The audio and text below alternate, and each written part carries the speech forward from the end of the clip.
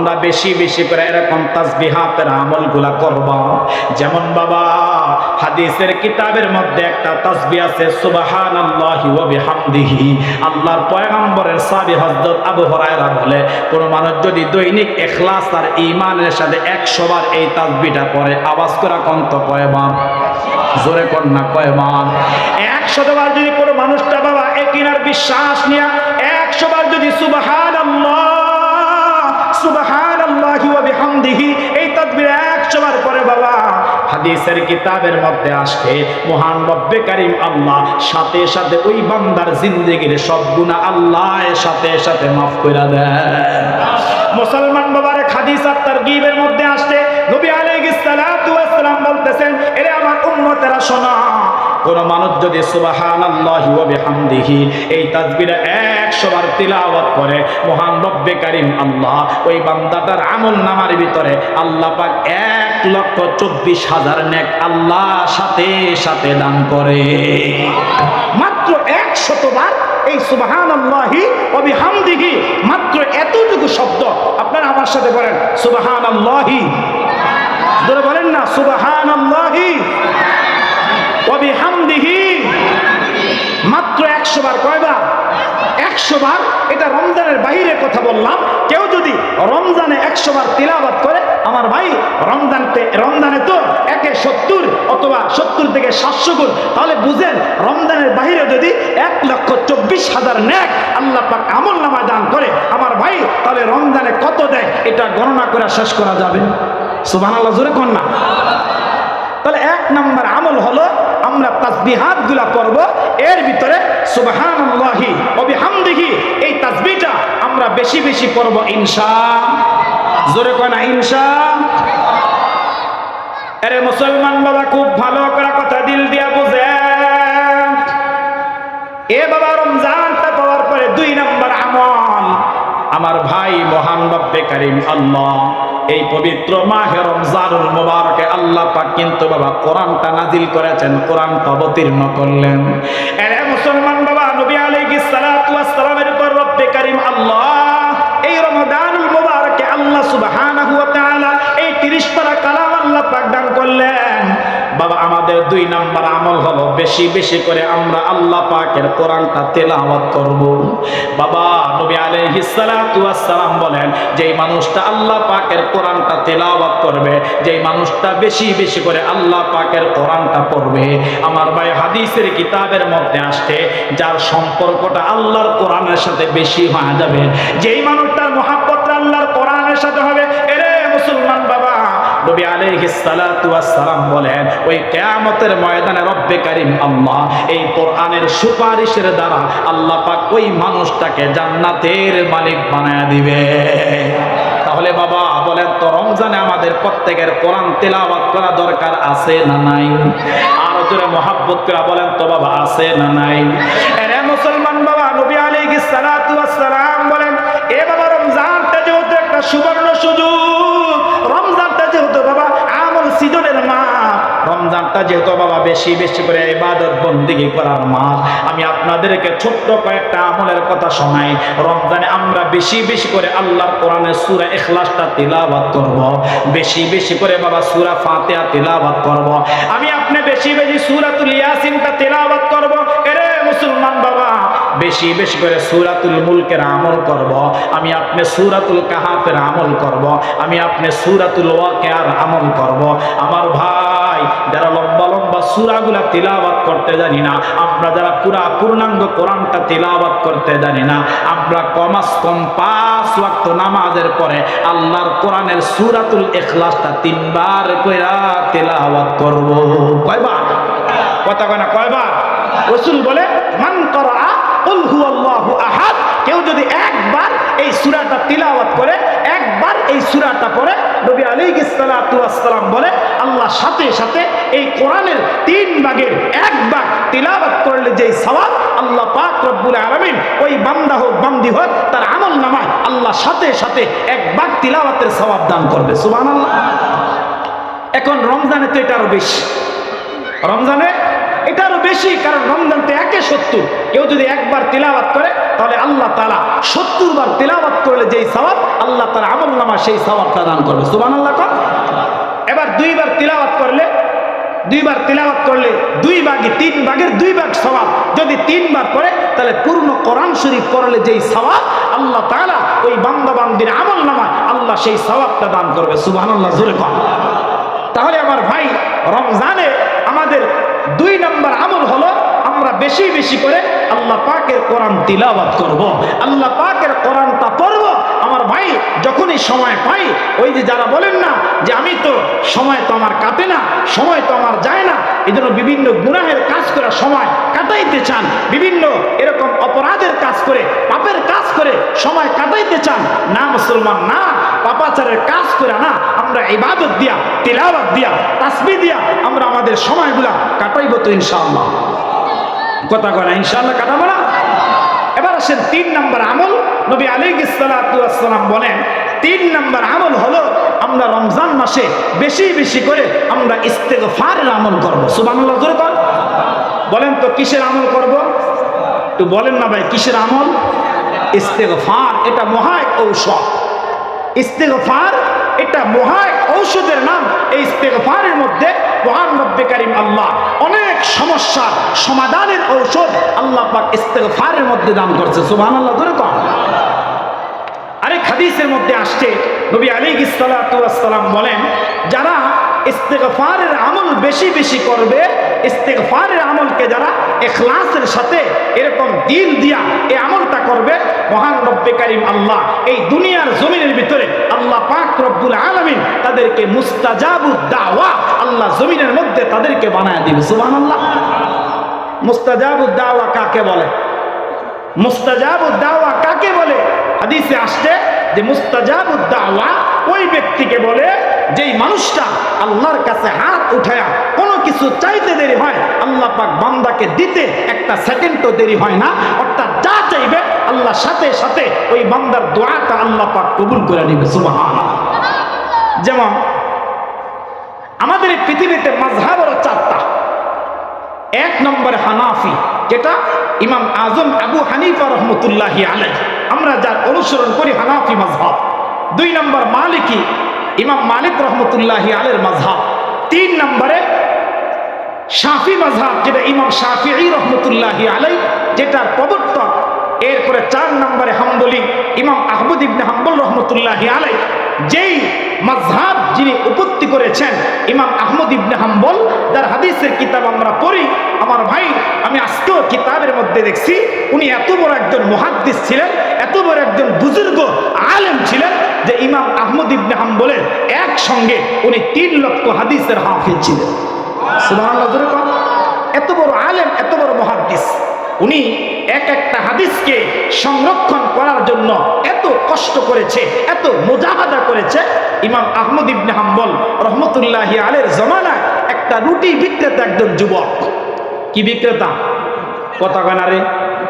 রুটি বিক্রেতা। যেই যুবক এরকম আটার খামিরা বানায়া বানায়া এরকম রুটিকে বেলা বেলা এরকম তাওয়ার মধ্যে দিয়া সেইকা সেইকা যে যুবকটা বিক্রি করে, কিতাবের মধ্যে আসছে ওই যুবকটা আল্লাহর কাছে ইস্তেগফারের আমল করে এমন মকবুল হয়ে গেছে যে রুটি বিক্রেতা যুবকটাকে এই জমিনের মধ্যে আল্লাহ তাকে মুস্তাজাবুদ দাওয়া বানায় দিয়েছে। সুবহানাল্লাহ। আরে মুসলমান বাবা, যুবক ভাই, খুব ভালো করে কথাগুলা দিল দিয়া বুঝো। এরে পর্দার আড়ালে আমার মা, আমার বোন, খুব ভালো করে কথাগুলা আপনারাও দিলের কান লাগায় বুঝবেন। বাবা, ইমাম আহমদ ইবনে হাম্বল রহমতুল্লাহি আলাইহি একদিন হাদিসকে জোগাড় করার জন্য তিনি বাইরে সফরের মধ্যে গেলেন। মুসলমান বাবা, সফর করতে করতে লম্বা চূড়া সফর, একটা মসজিদের মধ্যে আল্লাহর বান্দা ইমাম আহমদ ইবনে হাম্বল, এরে মুসলমান বাবা, তিনি মাগরিবের নামাজটা আদায় করলেন। মাগরিবের নামাজটা আদায় কইরা এবার ইমাম সাহেবের পিছনে নামাজ পড়া তিলাওয়াতের মধ্যে একটা মজা পাওয়া গেছে। বাবা, মজাটা পাইয়া তিনি মাগরিবের নামাজ পড়ে আর মসজিদ থেকে তিনি বের হন না।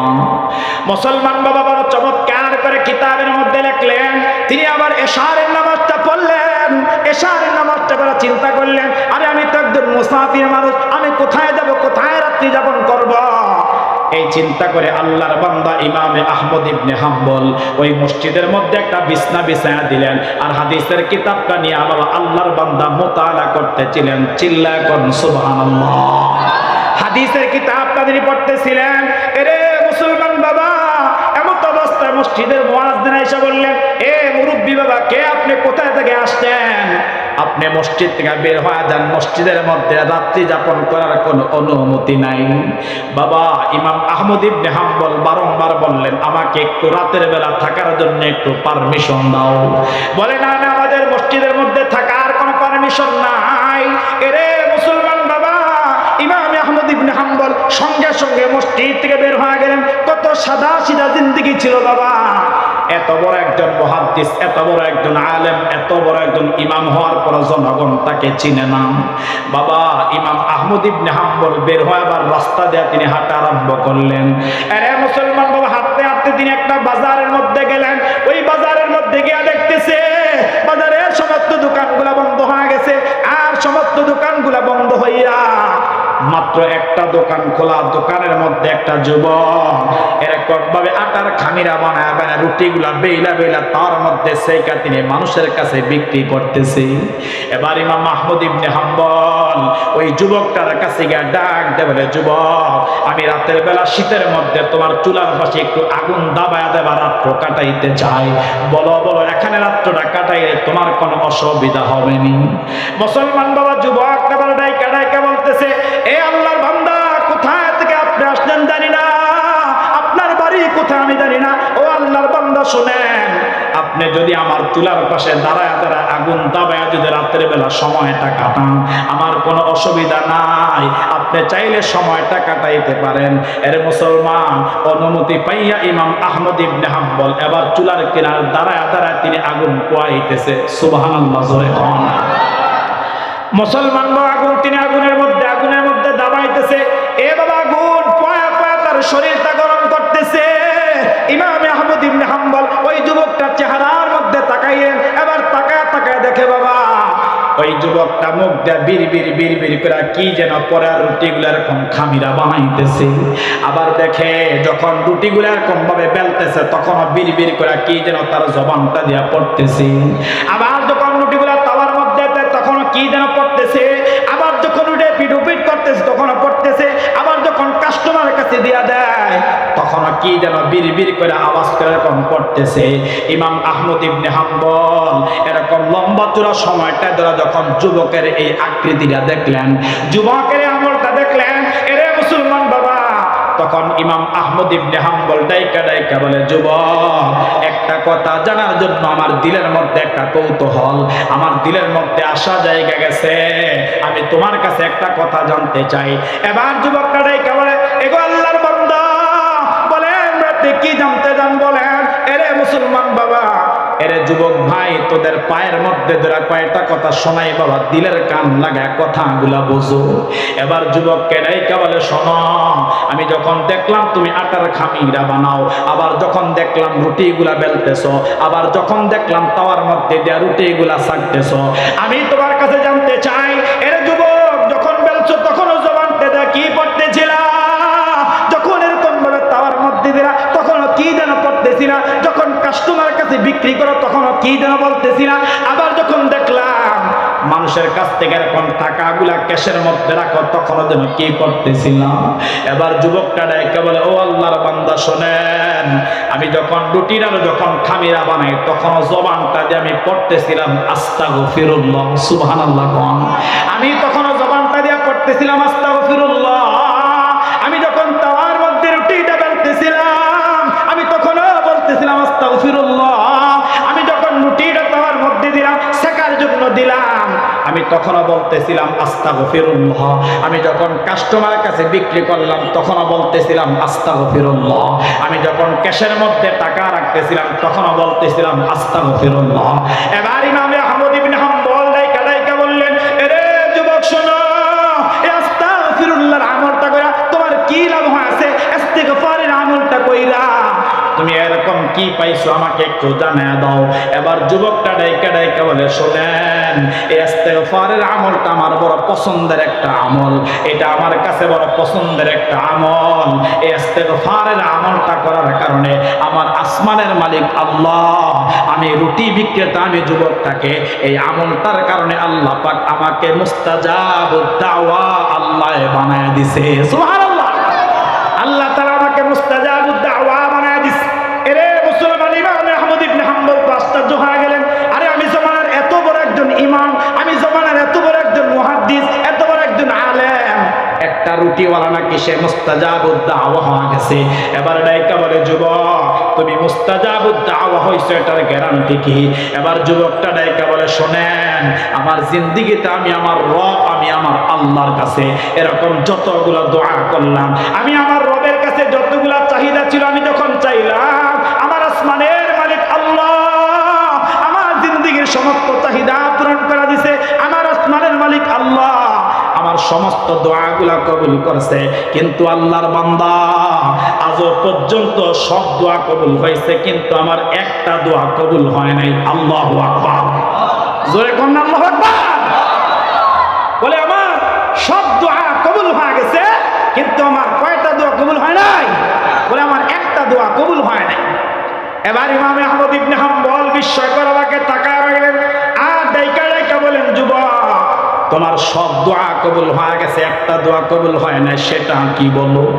এবার যুবকটা কাঁদতেছে, আর ডাইকা বলে, আল্লাহর বান্দা শোনেন, আমার দিলের মধ্যে একটা আকাঙ্ক্ষা, আমার দিলের মধ্যে একটা চাহিদা। আমাদের এই জমিনের মধ্যে বড় একজন আলেম, আমাদের এই জমিনের মধ্যে বড় একজন মুহাদ্দিস, আমাদের জমিনের মধ্যে বড় একজন ইমাম, যার নাম ইমাম আহমদ ইবনে হাম্বল। ও আল্লাহর বান্দা শোনেন, আমার দিলের মধ্যে একটা চাহিদা, আমার দিলের মধ্যে একটা আকাঙ্ক্ষা, আমি যেন আমার জীবনে একবার যেন ইমাম আহমদ ইবনে হাম্বলের সাক্ষাৎটা পাওয়া যায়। আমি যদি তার সাক্ষাৎটা পাওয়া যায়, আমি ওনার হাতের সাথে হাত রেখে একটু মুসাফা করব। সুবহানাল্লাহ, জোরে কোন। আমি আমার সিনাটা ওনার সিনাটার সাথে মিলাইয়া আমি একটু মুআনাকা করব। এবার ইমাম আহমদ ইবনে হাম্বল ওই যুবকটার হাতের মধ্যে দইরা যুবকটাকে একটা ডাক দেয়, বলে, এরে যুবক, আমার বিশ্বাস হয়ে গেছে, আমার ইয়াকিন হয়ে গেছে, আল্লাহ পাক আসলে তোমাকে মুস্তাজাবুদ দাওয়া বানায় দিছে। শোনো শোনো, তোমার সব দোয়া কবুল হয়ে গেছে, একটা দোয়া বাকি ছিল, যেই দোয়াটা জমানার ইমাম আহমদ ইবনে হাম্বলকে দেখতে চাও, ইমাম আহমদ ইবনে হাম্বলের বাড়ির মধ্যে তোমার যাওয়া লাগবে না, ইমাম আহমদ ইবনে হাম্বলের সঙ্গে সাক্ষাৎ করার জন্য তোমার দূরে যাওয়া লাগবে না। এরে যুবক শোনো, মহান রব্বে কারীম আল্লাহ তোমার দোয়াটা কবুল করে। এই মুহূর্তে আল্লাহ পাক রব্বুল আলামিন, আমি ইমাম আহমদ ইবনে হাম্বলকে আল্লাহ পাক তোমার রুটির দোকানের মধ্যে আল্লাহ পাক তোমার মুলাকাতের জন্য আল্লাহ আমাকে পাঠায় দিছে। সুবহানাল্লাহ। অর্থাৎ আমি জমানার ইমাম, আমি ইমাম আহমদ ইবনে হাম্বল। এবার যুবক ছেলেটা ইমাম আহমদ ইবনে হাম্বলের হাতের মধ্যে হাত রাইখা, এরে মুসলমান বাবা, মুসাফা করলো, সিনার মধ্যে সিনা লাগাইয়া মুআনাকা করলো।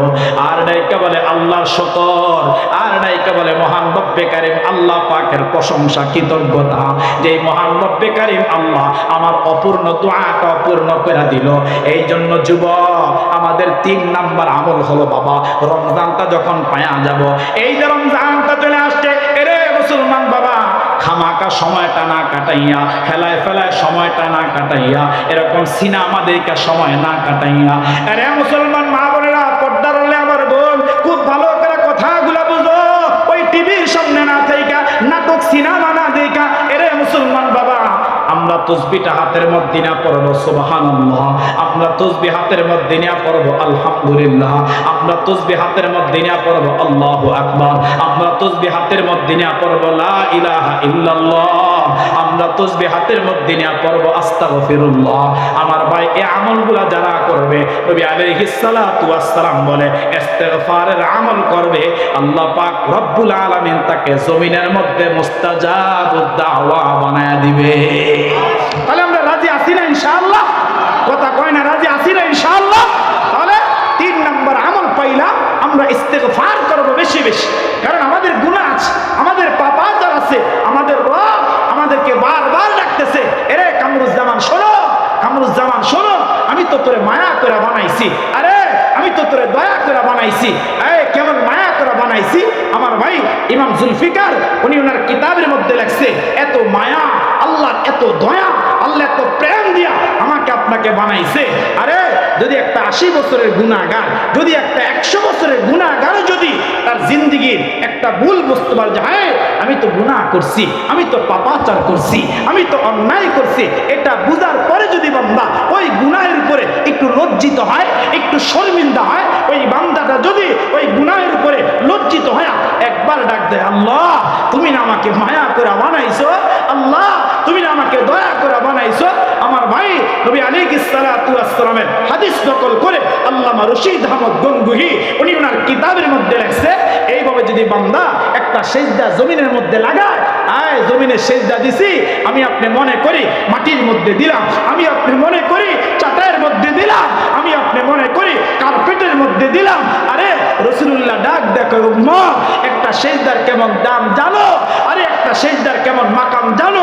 আরে তুমি সেজদা দিছো পরশে, আল্লাহ তোমার একটা সেজদাকে সাথে সাথে আল্লাহর কুদরত দিয়া আল্লাহ উঠায় নিছে তার আরশে। সুবহানাল্লাহ কোন সেজদার মধ্যে গিয়া যদি আল্লাহকে একটা ডাক দেখুন যে আল্লাহ তুমি না আমাকে দয়া করে বানাইছো,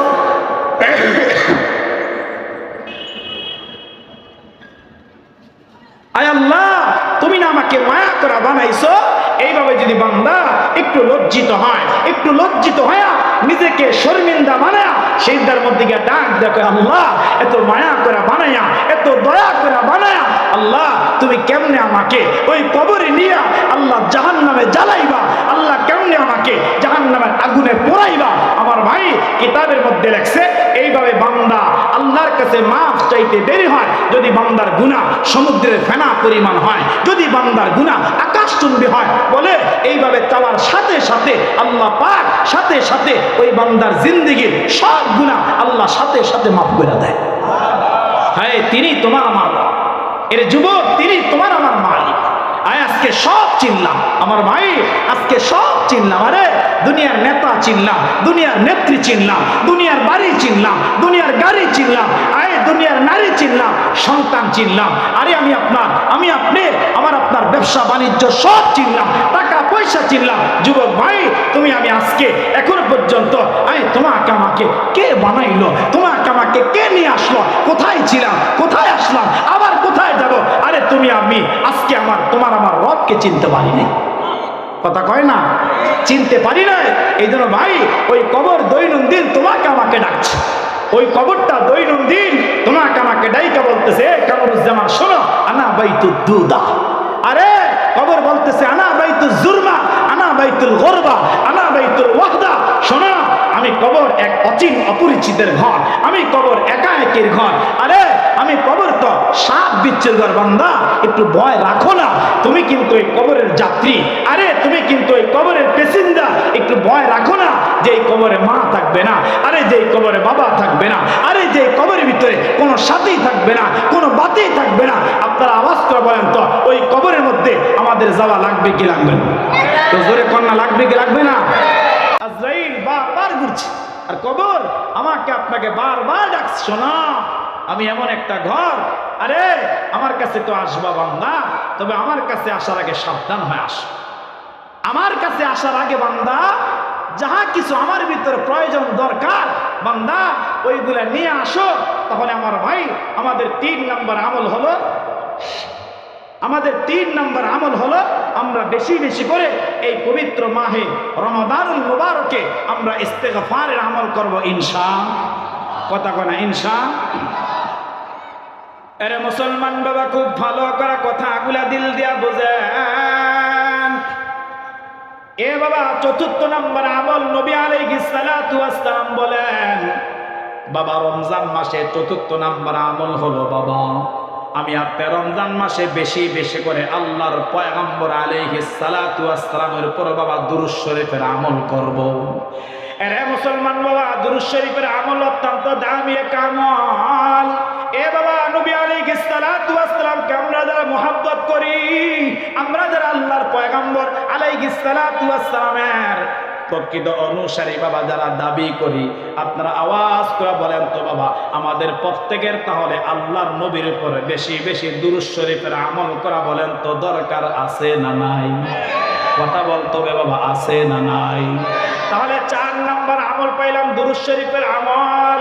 এরে মুসলমান বাবা, 5 নাম্বার আমল হলো নবী আলাইহিস সালাতু ওয়াস সালাম বলেন, 5 নাম্বার আমল হলো বাবা, আজকে থেকে আমরা একটা প্রমিস করব, আজকে থেকে আমরা একটা ওয়াদা করব, আজকে থেকে আমরা একটা পণ করব, একটা প্রতিজ্ঞা করব। আমাদের জিন্দেগিতে যে সময়গুলো আমরা অতিবাহিত করলাম, আমাদের জীবনে যে সময়গুলো গত হয়ে গেছে, এরে মুসলমান বাবা, এখানে এমন অনেক মানুষ আছে বাবা, যারা তাদের জিন্দেগির ভিতরে এরকম 40 বছর হয়ে গেছে, 50 বছর হয়ে গেছে, এরকম 80 বছর হয়ে গেছে বাবা, এরকম ভাবে অনেক নামাজ ছেড়া দিছে, অনেক নামাজ ফৌত করে দিছে। আপনারা আওয়াজটা বলেন তো বাবা, এরকম মানুষ আমাদের মাঝে আছে না নাই? নামাজ ছেড়া দিছে, হায় হেলায় ফেলায় নামাজ ছেড়া দিছে, এরকম মানুষ আছে না নাই? আমাদের দেশে মুসল্লি কয়েক ধরনের, কয়েক প্রকার আছে। যেমন এক প্রকার মুসল্লি আছে যারা আজকে জুমার দিনে এরকম মসজিদে গিয়ে হাজিরা দিছে, আবার হাজিরা তো দিছেই যে ইমাম সাহেব যখন খুতবা পড়ে তখন মসজিদের মধ্যে ঢুকছে, আর ইমাম সাহেব 2 রাকাত ফরজ নামাজ, জুমার 2 রাকাত নামাজ আদায় করতে গিয়া সালাম ডান দিক আর বাম দিক ফিরাইছে। ওই মানুষটা শুধু সালাম ফিরাইতে দেরি হয়েছে। এরকম দেখেন ঢাকা শহর আশপাশ এরকম হাজার হাজার মসজিদ আছে, দেখবেন ইমাম সাহেব সালাম ফিরাইতে দেরি আর গোটা মসজিদ খালি হইতে দেরি হয় না। কথা কয় না তো, জোরে কন না, এই মিশা কথা কইছি নাকি? এটা জোরে কোন এরকম আছে না নাই? যে ইমাম সাহেব হুজুর সালাম ফিরাইতে দেরি হয়েছে কিন্তু মসজিদ খালি হইতে, যা বলেন জুমার নামাজ কি 2 রাকাত? কথা কয় না, এই কথা কন 2 রাকাত। একই তো জুমার নামাজ 2 রাকাত পয়রা সালাম ফিরা বের হয়ে গেছে, আবার বের হওয়ার সময় বারবার মসজিদের দিকে তাকায় আর মনে মনে চিন্তা করে আজকে হাজিরা দিয়ে গেছে মসজিদ, রাগ করো না, আবার আগামী জুমায় তোমার সাথে আমার মোলাকাত হবে। কথা কয় না, এরকম মুসল্লি আছে না নাই? এই কথা কয় না, আছে না নাই? আমার ভাই, এরকম অনেক মুসল্লি আছে শুধু জুমার নামাজ পড়ে, আরে ফজরের খবর নাই, আরে জোহরের খবর নাই, আরে আসরের খবর নাই, আরে মাগরিবের খবর নাই, আরে ইশার খবর নাই। এরকম মানুষ আছে না নাই? আবার অনেক মানুষ আছে, এই যে কয়েকদিন আগে লাইলাতুল বরাত গেছে না? কথা কয় না। আপনার কি আমার কথা বুঝতে কষ্ট হয়নি? লাইলাতুল বরাত গেছে না? লাইলাতুল বরাতে গিয়া মসজিদের মধ্যে ঢুইকা লম্বা চূড়া নামাজ পড়ছে। কথা কয় না, লম্বা চূড়া নামাজ পড়ছে না? হিসাব করে বন্ধু বন্ধু গল্প করো, আরে শোনো আগামীকাল লাইলাতুল বরাতে সারা রাত মসজিদে গিয়ে 100 রাকাত নফল নামাজ পড়ছে, কিন্তু সে ফজর নামাজ পড়ে না, এরকম আছে না? কথা কয় না, আছে না নাই? আচ্ছা সারা রাত 1000 রাকাত ধরে নফল নামাজ পড়ছে, 1000 রাকাত নফল নামাজ যদি এক পাল্লার মধ্যে রাখা হয়, আর ওই দিনের ফজরের নামাজের একটা সেজদাকে যদি এক পাল্লা রাখা হয়, আওয়াজ করে বলেন তো কোনটা বাড়ি হবে? জোরে কথা কন না কা? তাহলে সারা রাত নফল নামাজ পড়া সে গুনাহগার হয়েছে নাকি নেককার হয়েছে? কথা কয় না রে। এই জন্য সারা রাত নফল নামাজ পড়ছে, বন্ধু বন্ধু গল্প করে, কি পড়ছ? এত পড়ছে।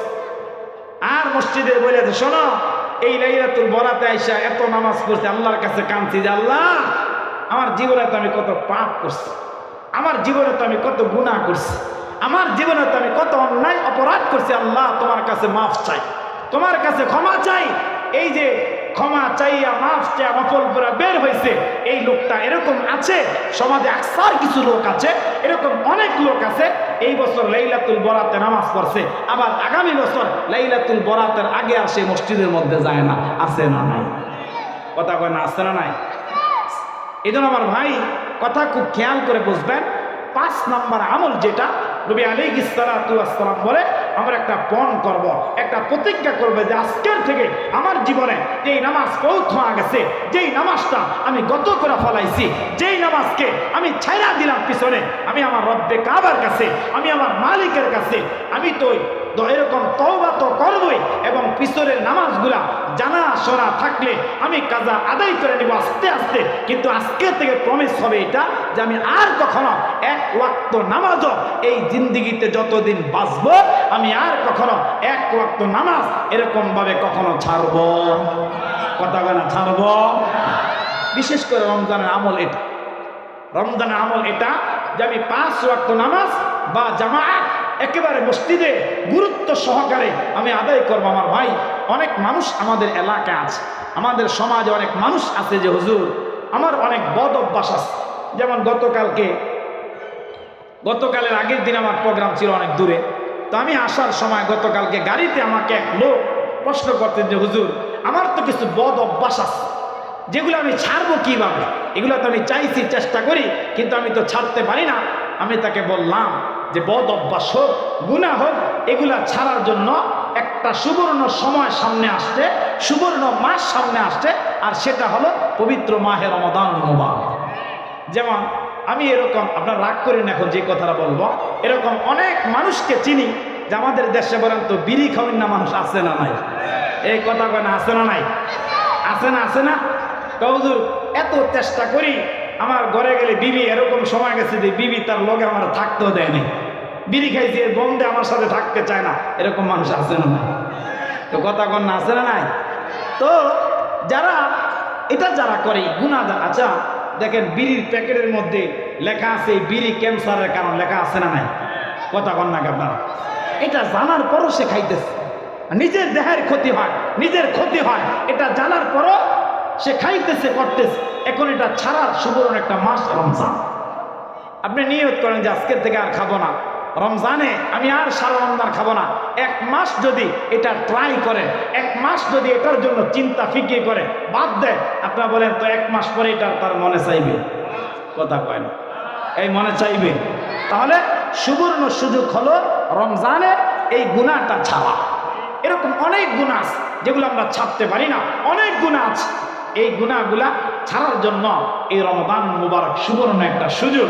আমার ভাই, যারা নামাজ ফৌত করে দেন, যারা নামাজ ছাইরা দেন, এরকম তাদের জন্য সুযোগ হলো যে আমরা একেবারে রমজানের প্রথম রজনী থেকে আমরা এরাদা করব, আমরা ইচ্ছা করব, আমরা আমার রবের কাছে, আল্লাহর কাছে প্রার্থনা করব, দোয়া করব যে আল্লাহ আমি নামাজ ধরলাম, আমি আর কখনো আমার জিন্দেগিতে আর নামাজ ছাড়বো না, আমার যতই কষ্ট হোক না কেন আমি আর নামাজ ছাড়বো না। 5 নম্বর আমল হলো 5 ওয়াক্ত নামাজ এই রমজানে আমরা বা জামাত আদায় করব ইনশাআল্লাহ। এই 5টা আমল। এরপর আসেন, আমি আর সংক্ষিপ্তভাবে, হুজুর আসার আগে সংক্ষিপ্তভাবে আমি আরো 6টা বিষয় আপনাদের সামনে একেবারে সংক্ষিপ্তভাবে উপস্থাপন করব। যেমন আল্লাহ তাআলা কোরআনুল কারীম সূরাতুল বাকারার 183 নম্বর আয়াতে কারিমাতে আল্লাহ আমাদেরকে ডাক দিছে, ইয়া আইয়ুহাল্লাযীনা আমানু, হে দুনিয়ার ঈমানওয়ালারা, কুতিবা আলাইকুমুস সিয়াম কামা কুতিবা আলাল্লাযীনা মিন ক্বাবলিকুম লাআল্লাকুম তাত্তাকুন। আল্লাহ এখানে রোজার আমল আমাদেরকে দিচ্ছে, যে কেন দিলেন? লাআল্লাকুম তাত্তাকুন, যেন আমার বান্দা বান্দিরা তাকওয়া অর্জন করতে পারে, তাকওয়া অবলম্বন করতে পারে। এই জন্য আল্লাহ এই রমজান নামের বিধানকে, এই রমজান নামের আমলকে আল্লাহ তাআলা আমাদেরকে দান করলেন। এখন আসেন, এই কথাগুলো ভালো করে বুঝবেন। এখন আসেন, আমরা যারা রোজা রাখি, আসলে রোজার মিনিংটা কি? আমরা এই রোজার দ্বারা বুঝলাম কি?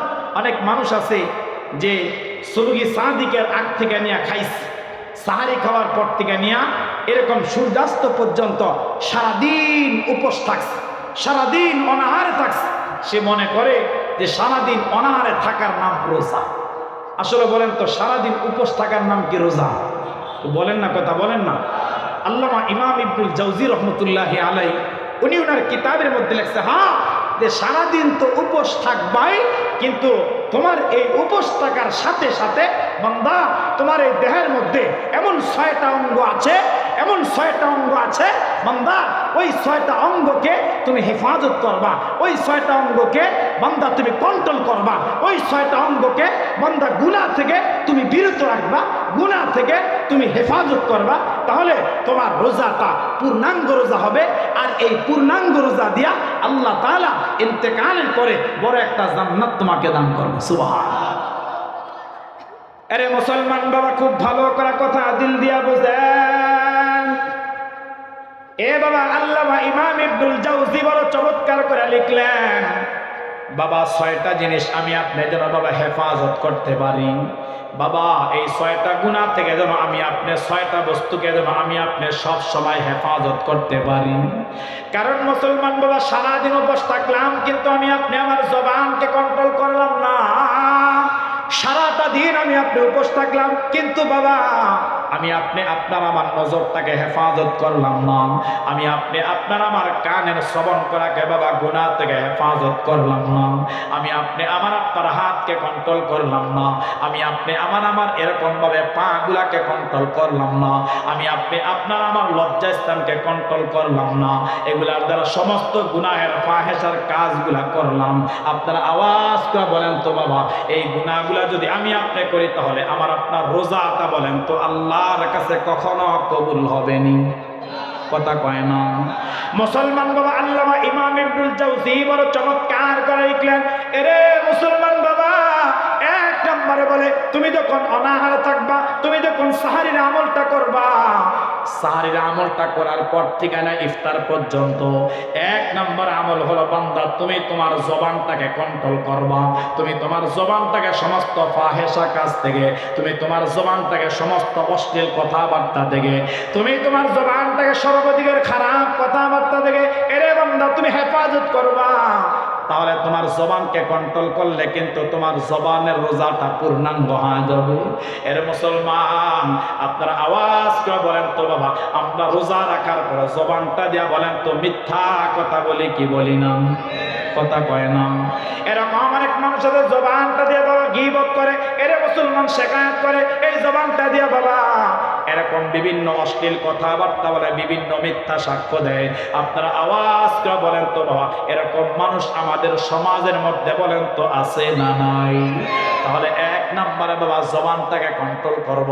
এই জবান দ্বারা আমি আপনি কখনো গুনাহের কথা বলবো না, এই জবানটা দিয়ে কখনো পাপাচারের কথা বলবো না, এই জবানটা দিয়ে কখনো মিথ্যা বলবো না, এই জবানটা দিয়ে কখনো গীবত করব না, এই জবানটা দিয়ে কোনো শিকায়াত করব না, এই জবানটা দিয়ে বাবা কখনো পরচর্চা করব না, এই জবানটা দিয়ে কখনো পরনিন্দা করব না। এরে মুসলমান বাবা, আমাদের সমাজের মধ্যে অনেক মানুষ আছে দেখবেন বাবা নিজের দেহের মধ্যে গন্ধের কোনো অভাব নাই, নিজের শরীরের মধ্যে দোষের কোনো অভাব নাই, আপনারা দেখবেন বাবা সে আরেকজনের দোষ তালাশ করে। এরকম মানুষ বলেন তো আছে না নাই? আর আসতে কোন আছে না নাই? তাহলে এক নম্বরে জবান, এক নম্বরে জবানকে হেফাজত করা, সমস্ত গুনাহের কাজ থেকে জবানকে হেফাজত করা। এরে মুসলমান বাবা, দুই নম্বর আমল হলো বাবা আমাদের নজরকে হেফাজত করা।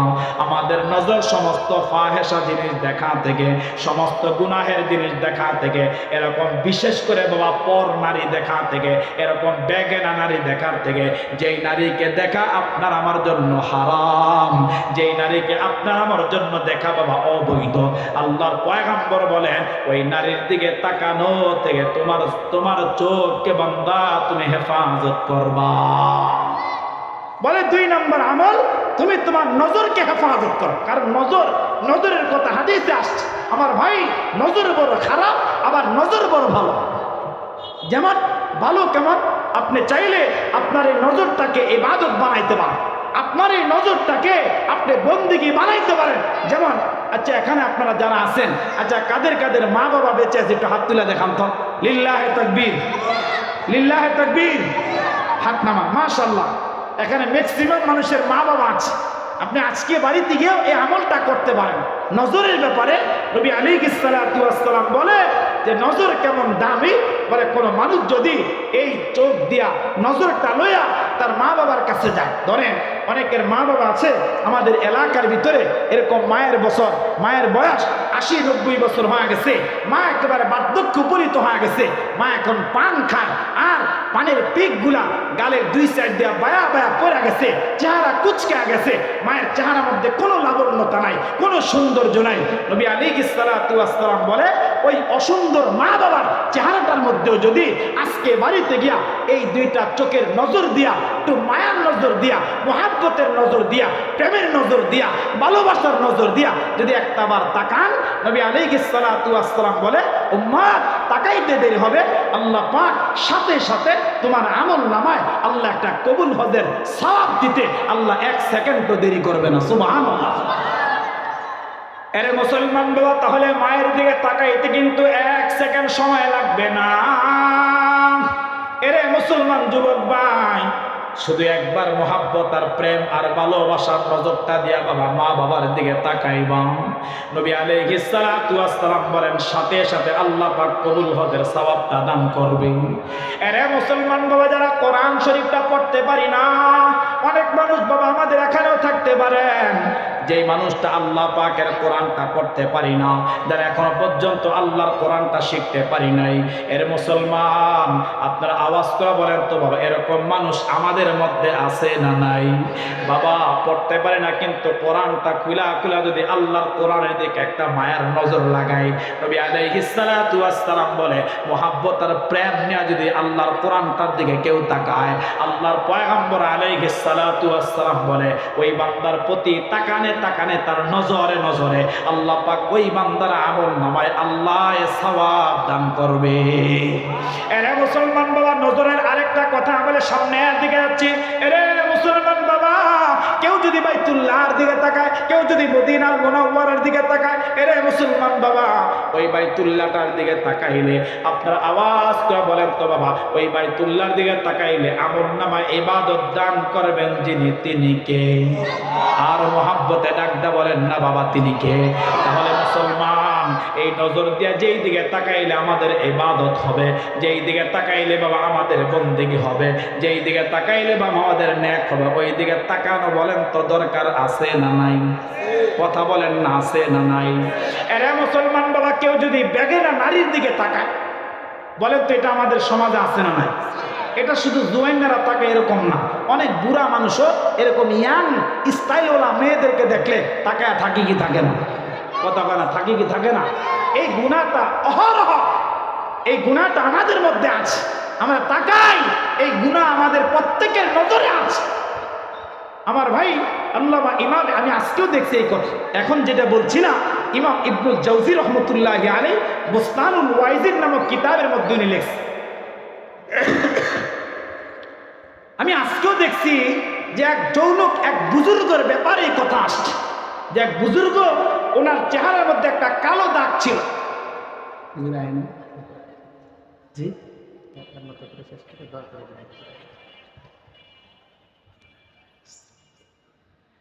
তো এক বুজুর্গ সম্পর্কে ওকে আসছে যে এই বুজুর্গ এই দুনিয়া চলতে গেছে, আর এই বুজুর্গর চেহারার মধ্যে একটা কালো দাগ ছিল।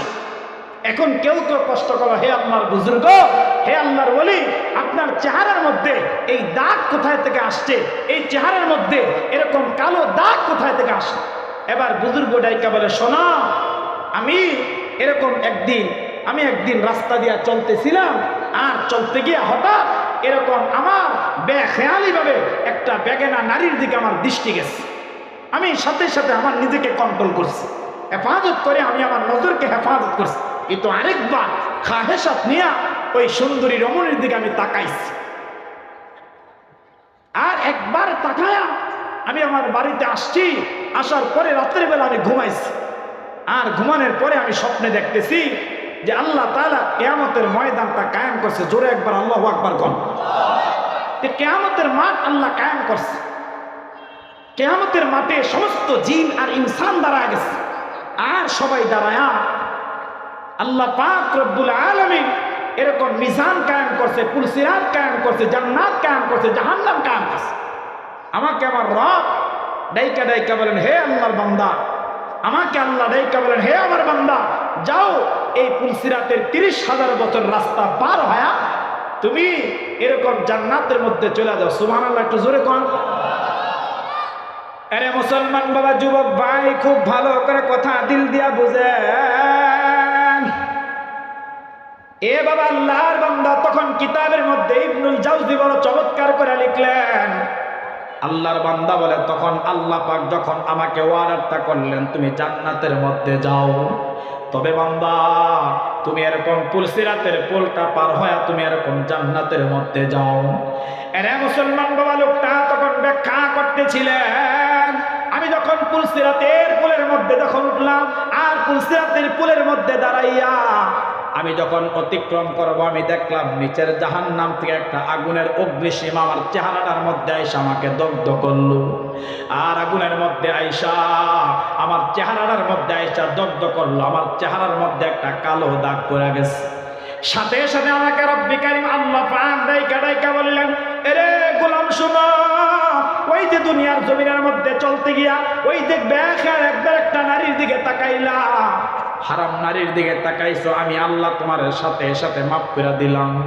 কিন্তু বান্দা আরেকবার খাহেসাত নিয়ে যখন ওই বেগানা নারীটার মধ্যে যখন তাকাইলা, একবার তাকানোর কারণে আমি রব্বে কারীম আমি আল্লাহ ওই জাহান্নামের আগুনটা দিয়ে একবার তোমার চেহারাটার মধ্যে আমি দগ্ধ করলাম।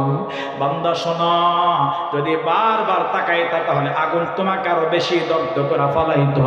এর যুবক ভাই, তাহলে এই কথার দ্বারা এইটা আমরা বুঝতে পারলাম, মুসলমান বাবা দুনিয়ায় কোনো বেগানা নারীর দিকে তাকাইলে ওই স্বপ্নের আগুনটা যদি এত পাওয়ার হয়, আপনার আওয়াজ করে বলেন তো বাবা, তাহলে জাহান্নামের প্র্যাকটিক্যাল আগুনটার বলেন তো যেই পাওয়ার আছে, ওই পাওয়ার সহ্য করার ক্ষমতা বলেন তো আমাদের আছে? কথা কয় না। তাহলে মুসলমান 2 নম্বরে নজর, আমাদের রোজাটাকে শুদ্ধ বানাইতে গিয়া আমাদের নজরটাকে হেফাজত করব। এরে মুসলমান বাবা, 3 নম্বর সংক্ষেপ আমি কথা শেষ করে দিতেছি।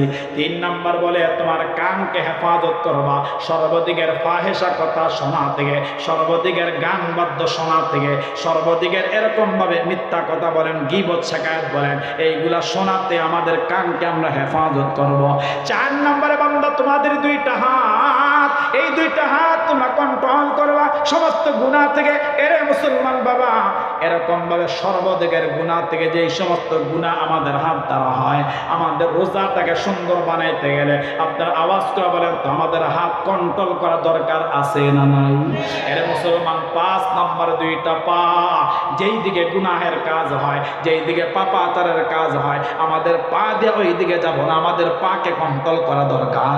6 নম্বরে নবী আলাইহিস সালাতু ওয়াস সালামের হাদিস নকল করা বলে আমাদের প্রত্যেকের লজ্জা স্থানকে হেফাজত করা। আমার ভাই, হারাম ভাবে লজ্জা স্থানকে ব্যবহার করা যাবে না। সর্বদিকের ফাহেসা গুনাহের থেকে আমাদের লজ্জা স্থানকে হেফাজত করা বলেন তো দরকার আছে না নাই? এই 6টা অঙ্গকে যারা হেফাজত করে গুনাহ থেকে এরকম বিরত বানায়, যারা সারাদিন উপোস থাকবে, নবী আলাইহির রহমা বলে ওই মানুষটা রোজাটাই পূর্ণাঙ্গ হবে। আর এই রোজা দিয়েই আল্লাহ পাক কিয়ামতে তার জান্নাত দিবে। সুবহানাল্লাহ।